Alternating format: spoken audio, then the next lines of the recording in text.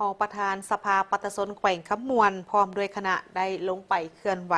เยี่ยมยามบรรดาพนักงานครูอาจารย์ของทางโรงเรียนมส.บ้านผาโค้ง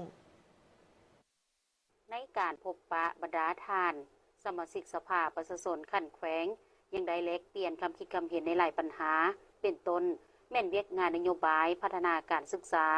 รวมทางด้านคุณภาพการเรียนของน้องนักเรียนตลอดฮอดปัญหาความสะดวกความยุ่งยาก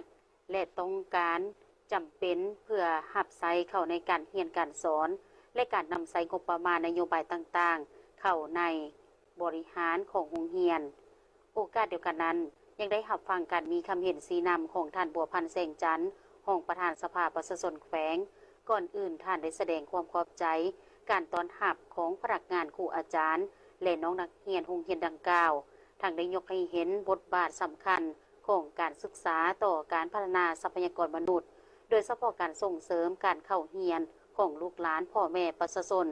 ซึ่งเป็นหน่อแหนงสำคัญของประเทศชาติทั้งได้เน้นหนักให้พนักงานครูอาจารย์จงคำนึงถึงคุณภาพการศึกษาเป็นปัญหาสำคัญ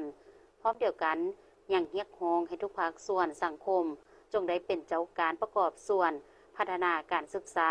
ให้ถือเป็นของหมดทุกคนและมอบให้ห้องการศึกษาเมืองสืบต่อติดตามเอาใจใส่ตื่มในการสินำพาเฮ็ดให้การเรียนการสอนได้ดำเนินไปด้วยคุณภาพที่ดีภายหลังสำเร็จการพบปะดังกล่าวคณะผู้แทนสภาประชาชนแขวงยังได้สืบต่อเบิ่งกิจการโครงการขุดค้นผ่าหินปูนเพื่อรับใช้เข้าในการก่อสร้างของผู้ประกอบการธุรกิจอยู่เขตบาดังกล่าวตื่มอีก